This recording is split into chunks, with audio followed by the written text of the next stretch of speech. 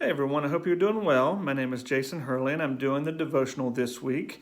And I'd like to talk to you about prayer. And I read somewhere along the way through years past that I shouldn't forget that on my best day, I need God just as much as I need Him on my worst day.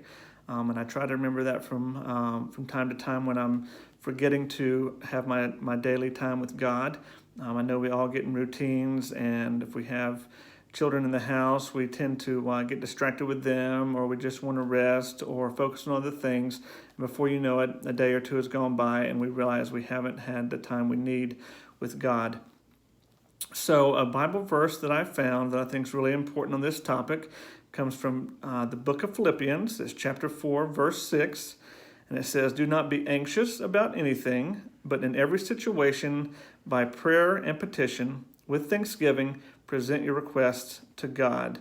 Now, I know it's easy for us to always be anxious about a lot of things, but this verse says, in and of itself, don't be anxious. So I think if we talk to God on a regular basis, some of that anxiety would tend to go away. But I know we have hard days, hard times, and that anxiety is going to be there a bit, no matter what. But what I found in prepping for this devotional is a list of 10 things that I think is important to focus on in your prayer. And the prayer could be a short 1-minute prayer. It could be 30 minutes. It could be just quiet time where God is listening to what's on your heart.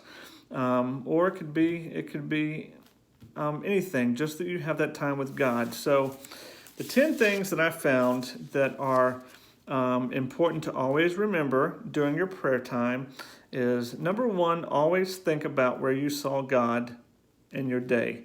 That could be something small, it could be something big, it could be something that was said to you, or something that you said to someone, or even in the sunrise or sunset or birds chirping.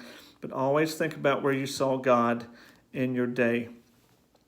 Number two, I think it's important to choose something or someone to be thankful for, because no matter what's going on, even in our hardest times, there are always things to be thankful for.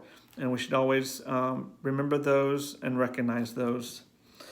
Number three, talk to God about what you're really struggling with. And that's where some of the anxiety comes in. And I know Dr. Slater has told us before that in church, that is where we should be most honest, aside from any place else. And with God, that's who we should be most honest with, because deep down He knows our struggles and He wants us to talk about them. And if we get them off our heart, then He hears them and we can have peace and take that anxiety away. Number four, find a verse that you would really like to focus on for that day or during that prayer time. And during that verse, think about a word or a phrase from there that tells you more about God's character and what He truly does for us, because I think that's really important, that we don't rush through anything and we don't just read the verse and think nothing of it beyond that. Number six, think of someone that you would like to lift up in prayer. We all need to be lifted up on a daily basis.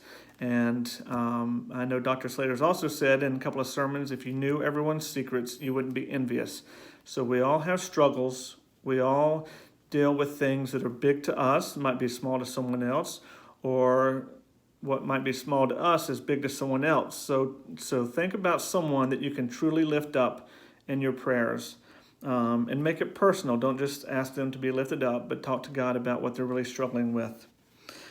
Number seven, that kind of continues, add to that, make it more personal, really cover specifics in what they're dealing with, good and bad in their life, but just make sure you take the time to cover the specific needs that they're dealing with in their life.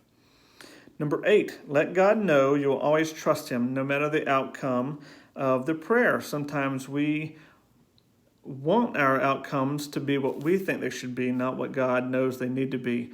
And that gets things mixed up a little bit. So always trust that what He has in store for you is the right thing for you at that time in your life.